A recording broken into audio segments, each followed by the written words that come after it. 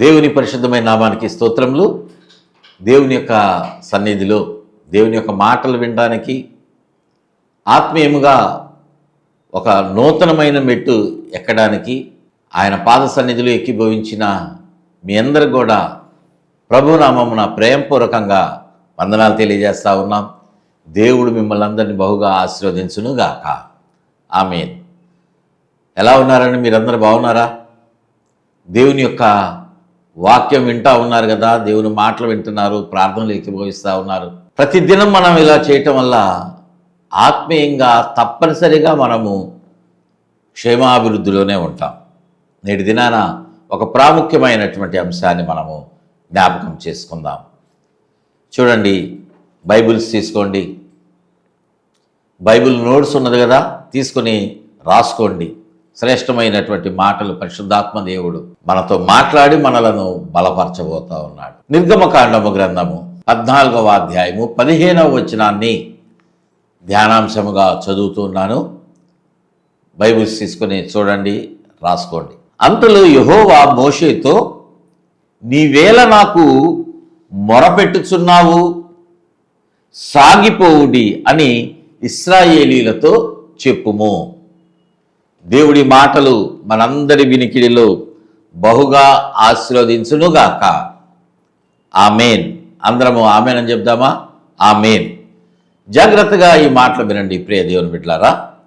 నిర్గమకాండము గ్రంథము 14వ అధ్యాయములో మనం చదివినటువంటి ఈ యొక్క ధ్యానాంశంలో మూలవచన భాగంలో తండ్రి అయినటువంటి దేవుడు మోషేతోటి మాట్లాడి ఈ మాట చెప్తా ఉన్నాడు. ఏమంటూ ఉన్నాడంటే, నీవెందుకు నాకు మొరపెడతా ఉన్నావు, సాగిపోండి అని నువ్వు ఇశ్రాయేలు ప్రజలతోటి మాట చెప్పాలి. ఎందుకు మోషే చెప్పాలి అంటే, మోషే దాదాపుగా 35-40 లక్షల మంది ఇశ్రాయేలు ప్రజలకు నాయకుడుగా ఉండి తను ముందు నడుస్తూ వారందరినీ నడిపిస్తున్నటువంటి వాడుగా ఉన్నాడు, నాయకుడుగా ఉన్నాడు, మార్గమును చూపిస్తున్నటువంటి వాడుగా ఉన్నాడు. అటువంటి బాధ్యత దేవుడు మోషేకు అప్పగించాడు. మనందరికీ తెలిసినటువంటిదే కదా ఇది. ఆ రీతిగా నడుస్తున్నటువంటి మోషే, నడిపిస్తున్నటువంటి మోషేతో దేవుడు మాట్లాడినటువంటి మాట చాలా ఆశ్చర్యంగా అనిపిస్తా ఉన్నది. నీవెందుకు నాకు మొరపెడతా ఉన్నావు? ప్రియదేవుని బిడ్డలారా, మొరపెట్టడం అంటే ప్రార్థనలో లోతైనటువంటి అనుభవం. అంటే మోషే ఇక్కడ ఏం చేస్తా ఉన్నాడు? తనకెదురైనటువంటి సమస్యను బట్టి దేవుని సన్నిధిలో ప్రార్థన చేయటం కాదు, మొరపెడతా ఉన్నాడు. ప్రార్థన చేయటం అంటే మనం ఇంట్లో నుండి ఏదైనా ప్రయాణమై వెళ్ళేటువంటి సమయమున చిన్న మాట ప్రార్థన చేసుకున్న, ప్రభువా మాకు మీరు తోడుగా ఉండండి, క్షేమకరమైన ప్రయాణాన్ని దయచేయండి నాయన, మా వెహికల్కి తోడుగా ఉండండి, మాకు సహాయం చేయండి, పగలు ఎండ దెబ్బ రాత్రి వెన్నెల దెబ్బ తగలకుండా నీ బిడ్డలైనటువంటి ఇశ్రాయేలు ప్రజలకు ఎలాగ నడిపించారో మాకు తోడుగా ఉండండి అని ఒక మాట ఒక నిమిషం ప్రార్థన చేసుకొని బయలుదేరారు. ఏదైనా భోజనం తినేటువంటి సమయం టిఫిన్ చేసిన, ప్రభువా ఆహారం ఇచ్చారు మీకు వందనాలయ్యా అని మనం చిన్న మాట ప్రార్థన చేసుకుంటాం. మనకేదైనా చిన్న చిన్న అనారోగ్యం వచ్చినప్పుడు, తలనొప్పో జ్వరం వచ్చినప్పుడు ప్రార్థన చేస్తాం. కానీ మనం మొరపెట్టేటప్పుడు, మనము ప్రయాణమై వెళ్ళేటువంటి సమయంలో మొరపెడతా ప్రభు యొక్క పాదాలు పట్టుకొని, ప్రభువా మీరు మాకు తోడుగా ఉండండి అయ్యా మమ్మలను కాచి కాపాడండి, నడిపించండి నడిపించండి నడిపించండి అని మనం దేవుణ్ణి సన్నిధిలో గంటలు ప్రార్థన చేస్తే ఆ ట్రైను, ఆ ఫ్లైటు, ఆ బస్సు వెళ్ళిపోతుంది. అందుకని మనం అలా ప్రార్థన చేస్తాం, కన్నీరు కార్చం మనం, ప్రియదేవుని బిడ్డలారా. కానీ ఇక్కడ మోషేతో దేవుడు అంటున్నాడు, నువ్వెందుకు నాకు మొరపెడతా ఉన్నావు అంటే, మోషే మొరపెడుతున్నాడు కాబట్టి దేవుడు వద్దన్నాడు. ఒక మాట ఆలోచించేద్దాం, మీరు కూడా ఆలోచన చేయండి. దేవుడి మాట ఎందుకు మాట్లాడాడు? పొరపాటున అక్కడేమైనా ప్రింట్ తప్పుబడిందా? ప్రార్థన అనేటువంటి మాటకు బదులుగా మొరపెట్టడం అనేటువంటి మాట ఈ వ్రాసినటువంటి ఈ గ్రంథకర్త ఎవరు రాశారు? నిర్గమకాండమును అంటే మోషేనే రాశాడు. మోషే రాశాడు, కానీ వ్రాయించినటువంటి వాడు ఎవరు? పరిశుద్ధాత్మదేవుడు. అంటే పరిశుద్ధాత్మదేవుడు తప్పుగా మాట్లాడా, తప్పుగా వ్రాయించాడా అంటే కాదు. మరి ఎందుకు ఆ మాట పరిశుద్ధాత్మదేవుడు మోషేకు చెప్పి ఈ మాట నువ్వు ఇశ్రాయేలు ప్రజలకు చెప్పు అని అంటున్నాడు? ఆలోచన చేశారా ఎప్పుడైనా? చాలాసార్లు చదివే ఉంటారు, సండే స్కూల్లో ఈ మాటలు వినే ఉంటారు, సండే స్కూల్ టీచర్స్ చెప్తా ఉన్నారు, యూత్ మీటింగ్స్లో వింటూ ఉంటాం, మందిరంలో ఆరాధనలో ఉపవాస ప్రార్థనలో రకరకాల ప్రార్థనా కూడికల్లో ఈ సందేశం వింటున్నాం. కానీ మనం అనాలోచనగా వింటున్నాం, వెళ్ళిపోతా ఉన్నాం అంతే. చెప్పింది మనం చదువుతున్నాం, కానీ ఎందుకు దేవుడిగా మాట్లాడాడు అనేటువంటిది మనము ఆలోచన చేయలా. ప్రియ దేవుని బిడ్డలారా, దేవుని యొక్క వాక్యమును మనం చదువుతున్నప్పుడు కానీ వినేటప్పుడు కానీ చాలా జాగ్రత్తగా మన మనస్సును దాని మీదనే, వాక్యం మీదనే, ఏది వింటున్నామో దాని మీదనే మన దృష్టిని కేంద్రీకరింపచేసి ఏక మనస్సుతోటి దేవుని యొక్క మాటలు మనం వినడము, చదవటము, నేర్చుకోవటం మనం చేయాలి. అనాలోచనగా మనం వింటే దాని వలన మనకు ప్రయోజనం అనేటువంటిది చాలా తక్కువ.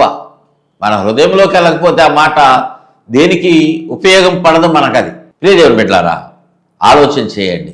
దేవుడు ఈ మాట మాట్లాడుతూ ఉన్నాడు అంటే దానికి చాలా బలమైనటువంటి కారణం అనేటువంటిది ఉన్నది, ఖచ్చితంగా ఉంటుంది.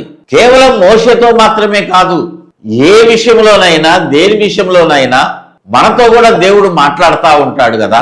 దేవుని యొక్క వాక్యం మనం చదువుతూ ఉంటే దాని అర్థం ఏంటి? పరిశుద్ధాత్మ దేవుడు మనకు కొన్ని మాటలు బోధిస్తూ ఉంటాడు, మనల్ని నడిపిస్తూ ఉంటాడు.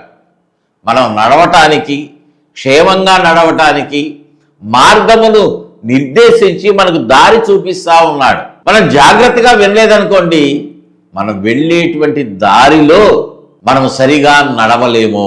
దేవుడేమో మనము పడిపోకుండా క్షేమంగా నడవాలి, క్షేమమైనటువంటి ప్రదేశానికి వెళ్ళాలి, దీవెనగా మనం ఉండాలి, దీవెనలు మనం పొందుకోవాలి, ఇతరులకు కూడా మనం ఆశీర్వాదంగా ఉండాలని దేవుడు నీ పట్ల ఒక ప్రణాళికను కలిగి నిన్ను నడిపిస్తూ ఉంటే, నువ్వు నీ ఇష్టం వచ్చినట్లుగా నడుస్తూ ఉంటే, ప్రభువా ఇంత దూరం నేను వెళ్ళలేనయ్యా, ఇటు నుంచి వెళ్తే కొంచెం షార్ట్ కట్ కాబట్టి నేను ఇలా వస్తాను అంటే అది దేవునికి ఇష్టమా?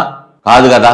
దేవుని బిడ్డలారా, మన ఆలోచనలు ఒక రకంగా ఉంటాయి, మన తలంపులు ఒక రకంగా ఉంటాయి.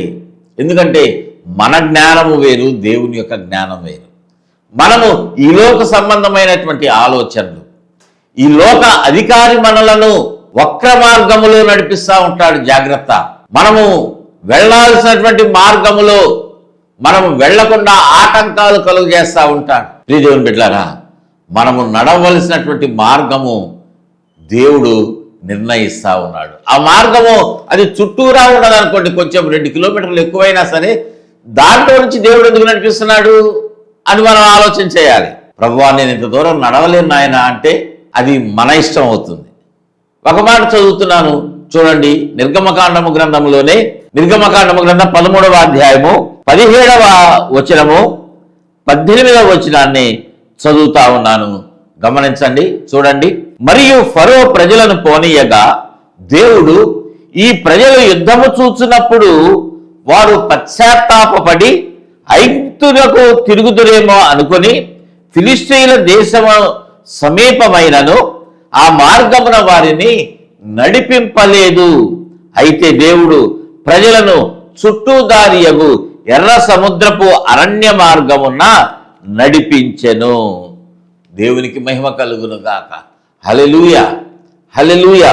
ప్రియ దేవుని బిడ్డలారా, మనం చదివినటువంటి వచ్చిన భాగాలు 17-18 జాగ్రత్తగా గమనించండి. దేవుడు మోషేకు చెప్పినటువంటి రీతిగా ఇశ్రాయేలు ప్రజలను, ఆ జనాంగం అంతటిని తీసుకుని మోషే బయలుదేరి వెళ్తా ఉన్నాడు. వెళ్ళేటువంటి మార్గములో ఎట్నుంచి నడిపిస్తా ఉన్నాడు అంటే చుట్టూ దారి అయినటువంటి ఎర్ర సముద్రపు మార్గంలో నడిపిస్తా ఉన్నాడు. ఎందుకు చుట్టూ నడవాలి? ఈ రూట్ అయితే స్ట్రైట్గా వెళ్ళిపోవచ్చు, చుట్టూ ఎందుకు, ఇంకొక 2-3 రోజులు నడవటం ఎందుకు అని మోషే దేవునితోటి సనగలేదు, దేవునితోటి వాదనాడలేదు. ఎందుకు అలా నడిపిస్తున్నాడు అంటే ఫిలిష్తీయుల దేశంలో నుంచి మనం కనుక వెళితే, ఆ మార్గంలో వెళితే శత్రువులు ఎదురవుతారు. యుద్ధం చేయాలి. యుద్ధము చేస్తే మా ప్రాణాలు పోతాయి అని చెప్పేసి భయపడి వాళ్ళు మాకెందుకులే, ఈ కణానెందుకు మాకు, ఈ పాలు తేనెలు ప్రవహించేటువంటి దేశం మాకొద్దు, మేము అక్కడే బానిసలుగానైనా ఉంటాము, కష్టమైన అనుభవిస్తాంలే, మా ప్రాణాలు మాకుంటాయి కదా మోషే, మేము రాం అని ఒక 10 మంది తిరిగి వెళ్ళిపోతున్నారేమో. లేకపోతే ఆ 10 మందితో పాటు 10 లక్షల మంది వెళ్ళిపోతారేమో. ఆ మాట దేవుడికి మనుష్యుల హృదయం అంతా తెలుసు కదా. ఇశ్రాయేల్ ప్రజలు ఎలాంటి వారు, వారి యొక్క హృదయం యొక్క అంతరంగము, వారి మనస్సులు, వారి ఆలోచనలు అన్నీ దేవునికి తెలుసు. వాళ్ళు తప్పకుండా తిరిగి వెళ్ళిపోతారు, నా మీద సడిగి వెళ్ళిపోతారు, నన్ను విడిచిపెడతారు, వారు బానిసలుగా ఉంటారు అని దేవుడు వారిని ఆ మార్గంలో నడిపించలేదు. ఎందుకంటే వారు బానిసలుగా ఉండటం అనేటువంటిది దేవునికి ఇష్టము కాదు. దేవునికి మహిమ కలుగును గాక. హల్లెలూయా, హల్లెలూయా. ప్రియదేవుని బిడ్డలారా, వారు బానిసలుగా ఉండటం దేవునికి ఇష్టం కాదు అంటే దాని అర్థం ఏంటి? వాళ్ళు స్వతంత్రులుగా ఉండాలి, శ్రేష్టమైనటువంటి ఆశీర్వాదాలు వాళ్ళు పొందుకోవాలి, శ్రేష్టమైనటువంటి దేశంలో వాళ్ళు నివసించాలి, పాలు తేనెలు సమృద్ధిగా లభించేటువంటి ఆ దేశంకు ఉన్నతమైనటువంటి ఆశీర్వాదాలు పొందుకోవటానికి ఆ ప్రాంతానికి వాళ్ళు వెళ్ళాలి, అక్కడ వాళ్ళు ఉండాలి. అది దేవుని ఆలోచన. అందుకే దేవుడు అబ్రహామును పిలిచినప్పుడు, అబ్రాముగా ఉన్నప్పుడే దేవుడు పిలిచి, నీవు లేచి నీ బంధువులను, స్నేహితులను, తల్లిదండ్రులను సమస్తమును విడిచిపెట్టి నేను చూపించేటువంటి ప్రాంతానికి బయలుదేరి వెళ్ళు అంటే అబ్రాముగా ఉన్నప్పుడే బయలుదేరాడు. అంటే వాస్తవంగా అబ్రహాం పేరు అబ్రహాం కాదు, అబ్రాము. దేవుడు కొన్ని సంవత్సరాలు తనతో నడిచిన తర్వాత అబ్రహాం యొక్క విశ్వాసము చూసి అబ్రాముగా ఉన్నటువంటి ఆయనను అబ్రహాముగా మార్చివేశాడు. శ్రేష్టమైనటువంటి ఆశీర్వాదాలు ఇచ్చాడు. మనందరికీ తెలుసు, ఆదికాండంలో ఈ యొక్క సంగతులన్నీ కూడా వ్రాయబడ్డాయి. ప్రియదేవుని బిడ్డలారా, అటువంటి రీతిగా ఉన్నటువంటి అబ్రాముకి దేవుడు చెప్పాడు, మీకు శ్రేష్టమైనటువంటి వాగ్దానాలు నీకు నీ సంతానానికి ఇస్తానని దేవుడు చెప్పినటువంటి రీతిగా దేవుడు తన బిడ్డలకు ఇచ్చినటువంటి వాగ్దానాన్ని నెరవేర్చేటువంటి వాడు. ఆయన మాట ఇచ్చినటువంటి వాడు, వాగ్దానము చేసినటువంటి వాడు. ఎలాంటి వాడు? మనలాగా కాదు, నీలాగా నాలాగా కాదు, ఇప్పుడు ప్రపంచంలో ఉన్నటువంటి గవర్నమెంట్స్ లాగా కాదు. ఆయన వాగ్దానం చేస్తే ఖచ్చితంగా నమ్మదగిన వాడు, నెరవేర్చేటువంటి వాడు, శక్తిమంతుడు. దేవుని బిడ్డలారా, తను అబద్ధం ఆడటానికి నరుడు కాదు గనక ఆ వాగ్దానాన్ని నెరవేర్చడానికి మోషేతో ఏమంటున్నాడు అంటే, నీవు అటు నడిపించొద్దు, ఇది చుట్టూ మార్గం అయినా నువ్వు ఈ ఎర్ర సముద్రపు మార్గంలో నడిపించాలి. ఎందుకంటే ఎర్ర సముద్రం అడ్డుగా ఉన్నది, ప్రజలు వారంతటి వారు దానిని దాటలేరు, పడవలేవు, వాళ్ళకి ఎలాంటి ఓడలేవు. మంచం మీద ఉన్నటువంటి వారిని, తల్లిదండ్రులను, పెద్దవాళ్ళను మోసుకుని వెళ్ళినటువంటి వాళ్ళు ఆ దినాల్లో. అనేక రకాల పశు సంపద ఉన్నది. ప్రియదేవుని బిడ్డలారా, చిన్నపిల్లల నుంచి వృద్ధుల వరకు ఉన్నారు. డబ్బులున్న వాళ్ళేమో ఏదో బండి కట్టుకొని ఆ ఎద్దుల బండి మీదో ఏదో ఒక బండి మీద వాళ్ళు నడవలేని పరిస్థితుల్లో నడుస్తూ ఉన్నారు. మిగతా ప్రజలందరూ కూడా నడుస్తూ ఉన్నారు. అక్కడ ఎర్ర సముద్రం దగ్గర వాళ్ళు ఆగిపోయారు. ఎందుకు ఇక్కడ ఈ సందర్భం మనం నేర్చుకుంటున్నామంటే, వారు వెళతా ఉన్నటువంటి సమయమున ఎర్ర సముద్రం అడ్డుగా వస్తే వాళ్ళు అంటున్నారు, కొంతమంది ఇష్టం లేనటువంటి వారు, మోషే మాకు ఐగుప్తులో సమాధులు లేవని ఇక్కడ తీసుకొచ్చావా? మమ్మల్ని ఎందుకు ఇక్కడికి నడిపించావు? మేము అక్కడ బానిసలుగా ఉన్న ఏదావడి తిని బ్రతుకుతాం కదా. వెనక చూస్తేనేమో ఫరో సైన్యం వస్తూ ఉన్నది, శ్రేష్టమైనటువంటి గుర్రములు, రథముల మీద వాళ్ళు వస్తూ ఉన్నారు. చదవండి మీరు తర్వాత ఈ 14వ అధ్యాయం నిర్గమకాండము గ్రంథములో పూర్తిగా చదవండి జాగ్రత్తగా. ఎన్నో మాటలు దేవుడు అక్కడ తెలియజేశాడు. మోషే మీద సడుగుతున్నటువంటి గుంపు ఒకటి ఉన్నది. మోషే అంటున్నటువంటి మాట, చేసినటువంటి పని అక్కడ వ్రాయబడి ఉంది. భయపడద్దు, మోషే అంటున్నాడు, వాళ్ళు మాట్లాడినటువంటి మాటలు. మీరు భయపడొద్దు ఓ ఇశ్రాయేల్ జనాంగమా, మీరు భయపడాల్సినటువంటి పని లేదు. దేవుని మీద మీరు సనగొద్దు, దేవుని మీద సనగొద్దు.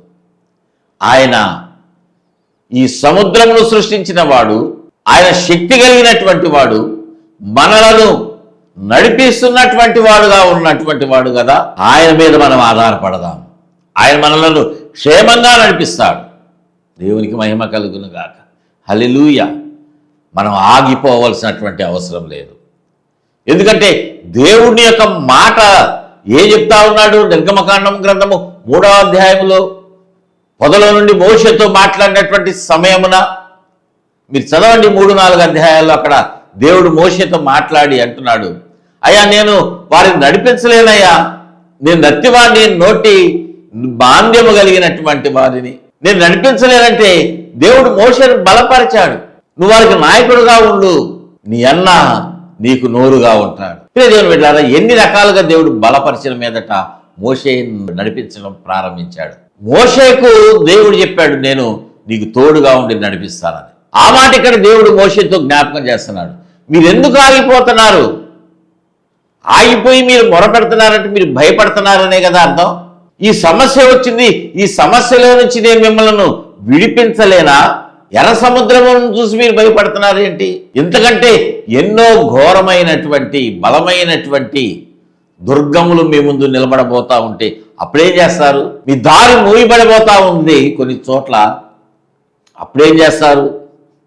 మీరేం చేయాలంటే ఆగిపోవద్దు. నేను చెప్పాను కదా, నేను నీకు తోడుగా ఉంటాను, మీకు తోడుగా ఉంటాను, నడిపిస్తానని చెప్పినప్పుడు మీరు అక్కడ మొరపెడుతున్నారంటే దాని అర్థం ఏంటి?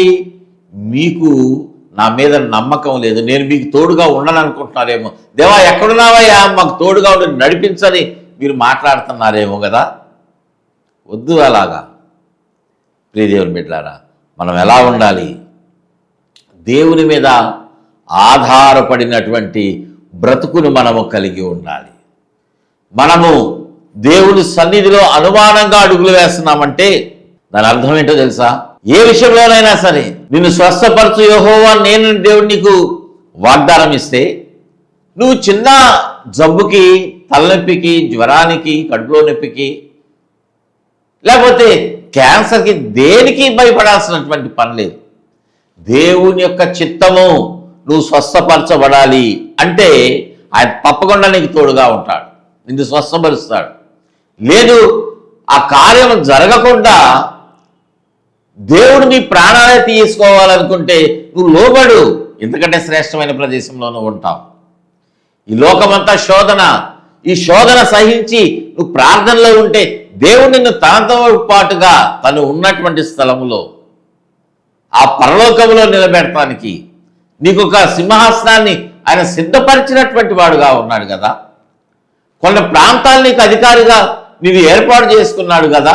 వాటిని నువ్వు కోల్పోతా ఉన్నావేమో, వాటి దగ్గరికి వెళ్ళడానికి నువ్వు కొంత ఆలస్యం పడుతున్నావేమో. కానీ దేవుడు నీ పట్ల తన ప్రణాళికను ఎలా ఉన్నదో అది ఆలోచించేయి. దేవునికి నువ్వు లోబడు. అనవసరంగా నువ్వు దేవుని సన్నిధిలో సడగొద్దు. చాలామంది జీవితాలు ఇలానే ఉన్నాయి. దేవా మాకొక వాగ్దానం ఇచ్చావు కదయ్యా, మాకొక ప్రవచనం తెలియజేయబడింది కదా, మీ సేవకుల ద్వారా మాకు ఒక మాట వాగ్దానము, ప్రవచనాత్మకమైనటువంటి మాట మేము విన్నాం, ఒక దర్శనం మాకు ఇచ్చారు, ఒక కళ ద్వారా మాతో మాట్లాడారు, మమ్మల్ని ఉన్నతమైన స్థలంలో నిలబెడతానన్నావు, మా కుటుంబాన్ని ఆశీర్వదిస్తానన్నావు, మా బిడ్డలకు మంచి బ్రతుకులు ఇస్తానన్నావు, మేము ఎండకి నడవలేకపోతున్నావు నాయన అంటే దేవుడు నీకు బైక్ ఇస్తానన్నాడు, లేక ఒక కారు ఇస్తానన్నాడు. ఇన్ని వాగ్దానాలు చేసి ఇంకా మాకు ఇవ్వలేదేంటయ్యా అని సణుగుతున్నావేమో. సణగకుండా ముందుకు సాగిపో, ఆగిపోవద్దు. కొంతమంది ఎలా ఉన్నారో తెలుసా? నేటి దినాల్లో ఎలాంటి పరిస్థితుల్లో ప్రజలు ఉన్నారో తెలుసా? విశ్వాసులే, క్రైస్తవులే. లోక సంబంధమైనటువంటి ఆశీర్వాదాలు దేవుడు ఇవ్వటము కొంత ఆలస్యమైతే అపవాది వాళ్ళని చెడగొడతా ఉన్నాడు. ఏంటి, నా మార్గంలో ఉంటే నువ్వు లంచాలు తీసో, దొంగ వ్యాపారం చేసుకునో, బాగా సంపాదిస్తావు కదా, ఎందుకు నీతి న్యాయాలని దేవుని యొక్క మార్గంలో నడుస్తూ ఉన్నావు. విడిచిపెట్టు, నా దగ్గరికి రా. నేను నీకు మంచి ఏసీని ఇస్తా, సెంట్రల్ ఏసీ ఉన్నటువంటి ఇల్లు నీకు ఇస్తా. నువ్వు ఎక్కడికి వెళ్ళినా సరే నువ్వు హాయిగా ఉంటావు. మంచి కారు ఇస్తా, నీకు మంచి కారు ఇస్తా. 30-40 లక్షలు పెడితే మంచి కారు ఉన్నది కదా, అలాంటిది ఇస్తా. నువ్వు అలసిపోకుండా ఒక డ్రైవర్ని కూడా పెట్టుకోవడానికి నీకు నేను ఆస్తిని ఇస్తా, మంచి ఉద్యోగం వ్యాపారం ఇస్తా. ఏమైంది 4 రాళ్ళు సంపాదించుకుంటే? నీ బిడ్డలు ఉన్నతంగా ఉండటం నీకు ఇష్టం లేదా? కొన్ని కోట్లు ఖర్చు పెట్టుకొని నువ్వు వివాహం చేసుకోవచ్చు, నేను ఇస్తాను నీకు అని నిన్ను ప్రలోభ పెడతా ఉంటాడు. లంచాలు లేకుండా ఎంతకాలం బ్రతుకుతావు? నీతి న్యాయం అని చెప్పేసి ఏం సంపాదిద్దాం అనుకుంటున్నావు అని నిన్ను ప్రలోభ పెడితే నువ్వేం చేస్తున్నావు? అవును కదా, ఈ లోకంలో నాతో పాటు ఉద్యోగంలో చేరిన వాడు, నా వ్యాపారం లాంటి వ్యాపారం చేస్తున్నటువంటి నా పక్క షాప్ అతను, నా పక్కన కంపెనీ పెట్టుకున్నాడు, నా తర్వాత పెట్టుకొని వాడు కోట్లు లాభం సంపాదిస్తాను. నేనేంటి ఇంకా, నాకేంటి ఇంకా కొంతే మిగులుతా ఉందని అపవాది చేతులను పడిపోతున్నావేమో. అంటే దాని అర్థం ఏంటి? నువ్వు ముందుకు సాగక ఆగిపోతా ఉన్నావు. జాగ్రత్త. ప్రియదేవుని బిడ్డలారా, దేవుడు మాట్లాడుతున్నటువంటి మాట నేటి దినమున మీరు ఆగిపోతా ఉన్నారేమో. సాగిపోండి, సాగిపోండి. ఎక్కడా మీరు ఆగిపోవద్దు. మీరు కనుక ఆగిపోతుంటే దాని అర్థం ఏంటి? ఆగిపోతా ఉంటే దాని అర్థం ఏంటి? మీరు ఎన్నో కోల్పోతా ఉన్నారు. చూడండి, లేఖనములో మనం చూసినట్లయితే ఆదికాండము గ్రంథంలో 19వ అధ్యాయంలో ఒక ప్రాముఖ్యమైనటువంటి అంశము వ్రాయబడింది.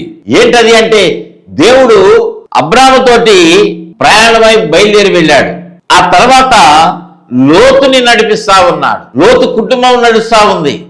అయితే అక్కడ తెలియజేయబడినటువంటి ఒక ప్రాముఖ్యమైనటువంటి మాట ఏమిటంటే, సొదొమ గొమొర్రా పట్టణాలను నేను నాశనం చేయబోతా ఉన్నాను, అగ్నిని దాని మీద నేను కురిపిస్తాను. ఎందుకంటే ఆ పట్టణంలో ఉన్నటువంటి ప్రజల యొక్క పాపము బహుఘోరంగా ఉన్నది అని దేవుడు మాట్లాడి అక్కడ ఉన్నటువంటి లోతు కుటుంబాన్ని రక్షించాలి అని చెప్పేసి దేవుడు ఆలోచన కలిగినటువంటి వాడుగా ఉన్నాడు. తన దూతలను పంపించి లోతుతోటి చెప్తా ఉన్నాడు, మీరు త్వరగా ఈ చోటుని విడిచిపెట్టి వెళ్ళండి. ఆదికాండం గ్రంథము 19వ అధ్యాయము 14వ వచనంలో వ్రాయబడింది, ఈ చోటు విడిచిపెట్టి రండి, యెహోవా ఈ పట్టణమును నాశనం చేయబోతా ఉన్నాడు. ప్రియదేవుని బిడ్డలారా, ఈ పట్టణము నాశనం కాబోతా ఉంది. కాబట్టి మీరు దీనిని విడిచిపెట్టండి. నేటి దినాల్లో దేవుడు మనకు కొన్ని హెచ్చరికలు చెప్తా ఉన్నాడు కదా. కొన్ని దర్శనాల ద్వారా, స్వప్నాల ద్వారా, కొన్నిసార్లు మనకు తన స్వరము ద్వారా, లేఖనాల ద్వారా మనకు మాట్లాడి హెచ్చరిస్తూ ఉంటే నువ్వు లోబడట్లేదేమో. దేవుడు అంటున్నాడు, నువ్వు త్వరగా దీనిని విడిచిపెట్టిరా బయటికి, నేను నిన్ను నీ కుటుంబాన్ని రక్షిస్తాను. ఈ పట్టణాన్ని యెహోవా దేవుడు నాశనం చేయబోతా ఉన్నాడు. ఎందుకంటే ఆయన ఉగ్రత నిలవబోతా ఉంది. అగ్ని గంధకాలు కురవబోతా ఉన్నాయి ఆకాశము నుండి. హెచ్చరికలు. కానీ మనం నిర్లక్ష్యంగా ఉంటా ఉన్నామేమో.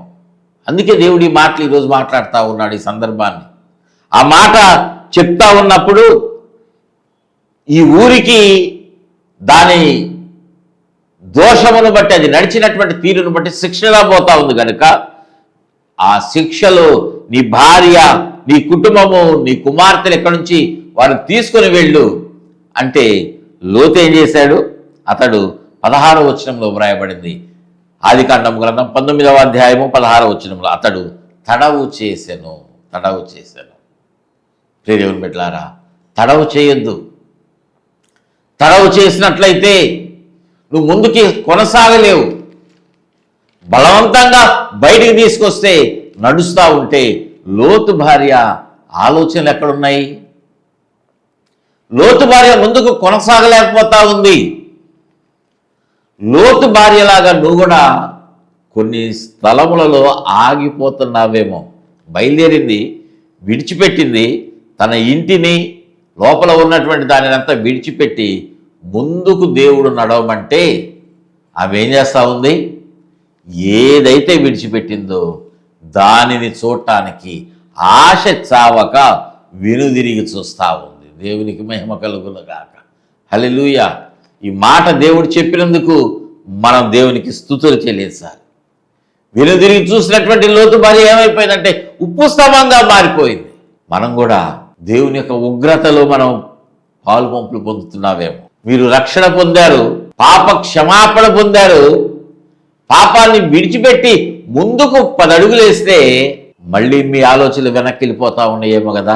మళ్ళీ మీ ఆలోచనలు వెనక దేనినైతే విడిచిపెట్టారో వాటినే చూస్తూ ఉన్నారేమో కదా. ప్రియ దేవుని బిడ్డలారా, మీ మనస్సును మీతో పాటు తీసుకువెళ్ళాలి. మీరు ఆత్మీయ జీవితంలో అడుగుపెట్టి నడుస్తూ ఉంటే ఆత్మ సంబంధమైన నడక, దేవుని మార్గంలో నడిచేటువంటి నడకే ఉండాలి. శరీరకంగా 4 అడుగులు 10 అడుగులు ముందుకు వేస్తా, మానసికంగా ఆత్మీయంగా మీరు 20 అడుగులు వెనక్కి వెళ్తున్నారేమో. ఏం విడిచిపెట్టానో, అయ్యో నేను ఎంతకాలము లోకాన్ని అనుభవించాను, లోక స్నేహం చేశాను, ఇంకా నేను ముందుకు వెళితే ఆ మత్తు పదార్థాలు నాకు ఉండవేమో కదా, ఇంకా నేను లోకంతో స్నేహం చేయకపోతే ఎట్లాగా నా శరీర సంబంధమైన కోరికలు తీర్చుకోవాలి, నేను కాపీ కొట్టకపోతే ఎలా పాస్ అవుతాను ఎగ్జాము, దొంగ వ్యాపారం చేయకపోతే, నేను లంచాలు తీసుకోకపోతే, సరిగా గవర్నమెంట్కి చెల్లించాల్సినటువంటి ట్యాక్స్ నేను కట్టకపోతే అప్పుడే కదా నాకు లాభం వచ్చేది.